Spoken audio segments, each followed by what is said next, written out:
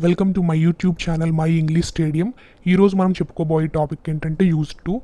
ఈ క్లాస్ ద్వారా మీకు గతంలో చేస్తుండేవాడిని, అలవాటు చేసుకున్నాను, అలవాటు చేసుకుంటున్నాను, అలవాటు చేసుకుంటాను, అలవాటు ఉండేది కాదు, ఈ పదాలని ఇంగ్లీష్లో ఎలా అంటారో నేర్చుకుందాం. గతంలో చేస్తుండేవాడిని, దీన్ని చెప్పడానికి మనం ఇంగ్లీష్లో యూజ్ చేసే స్ట్రక్చర్ ఏంటంటే యూజ్ టు ప్లస్ V1. ఈ V1 అంటే ఏంటంటే ప్రెసెంట్ వెర్బ్, అంటే ప్రస్తుతం జరిగే విషయాలను చెప్పడానికి యూజ్ చేసే వెర్బే ఈ ప్రెసెంట్ వెర్బ్. దీన్నే V1 అని షార్ట్కట్లో అంటారు. ఓకే ఓకే గతంలో చేసేదాన్ని అనడానికి ఎలా చెప్పాలో ఇంగ్లీష్లో ఎగ్జాంపుల్స్ చూద్దాం. I use to sing songs, నేను పాటలు పాడేదాన్ని. ఇందాక స్ట్రక్చర్ చెప్పానుగా, use to plus V1. I use to work there, use to plus V1, నేను అక్కడ పని చేసేవాడిని. ఓకే, అలవాటు చేసుకున్నాను అనేదాన్ని ఇంగ్లీష్లో ఎలా చెప్పాలంటే ఈ స్ట్రక్చర్ యూజ్ చేయాలి. Got use to plus V4.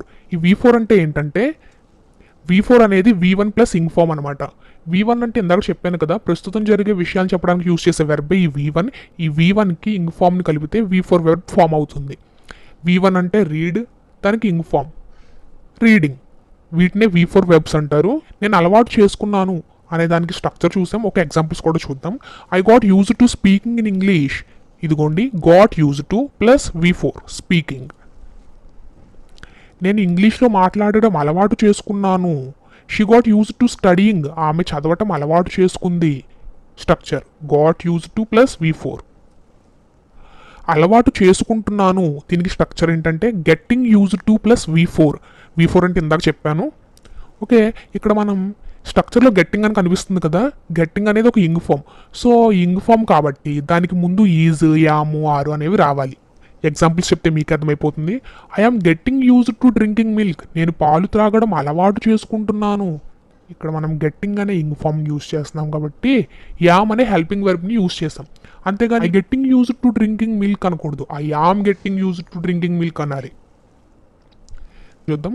She is getting use to cooking, ఆమె వంట వండడం అలవాటు చేసుకుంటుంది. అంతేగాని she getting use to cooking అనకూడదు, ఇక్కడ ఈజ్ అనే హెల్పింగ్ వర్బ్ని వాడాలి. ఎందుకు, ఇక్కడ ఇంగ్ అనే ఇంగ్ ఫామ్ వచ్చింది కాబట్టి.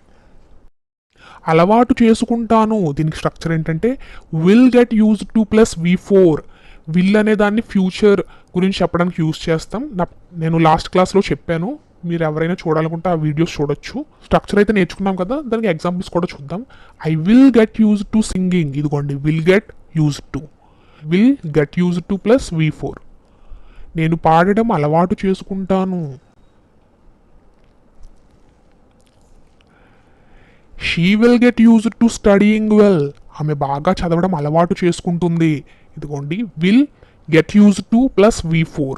ఇప్పటి వరకు పాజిటివ్ సెంటెన్సెస్ నేర్చుకున్నాం, అంటే అలవాటు చేసుకున్నాను, అలవాటు చేసుకుంటాను అని. ఇప్పుడు నెగిటివ్ సెంటెన్సెస్ అంటే అలవాటు ఉండేది కాదు అనేవి ఎలా చెప్పాలి, దానికి స్ట్రక్చర్ యూజ్ చేయాలి. Did not plus use to.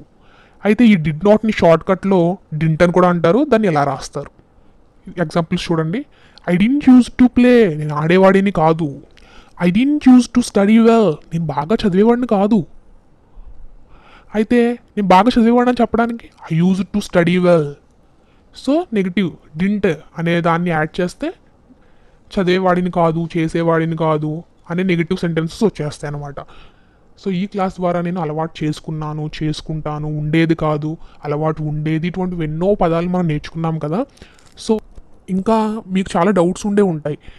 యాము, is, are, was, were, will, ఈ వర్బ్స్ ఏంటి, ఇంకా పార్ట్స్ ఆఫ్ స్పీచ్ అంటే ఏంటి, ఇటువంటివి ఎన్నో డౌట్స్ మీకు ఉంటాయి. సో ఇవన్నీ క్లారిఫై చేసుకోవాలంటే నా ఛానల్ సబ్స్క్రైబ్ చేసుకోండి. ఏమన్నా డౌట్స్ ఉంటే అందులో చూడండి. క్లాసెస్ని రెగ్యులర్గా ఫాలో అవ్వండి. ఇంగ్లీష్ని చాలా ఈజీగా అందరికీ అర్థమయ్యేలా చెప్తాను. సో ఈ వీడియో మీకు నచ్చినట్టయితే లైక్ చేయండి, షేర్ చేయండి, సబ్స్క్రైబ్ చేయండి. Thank you.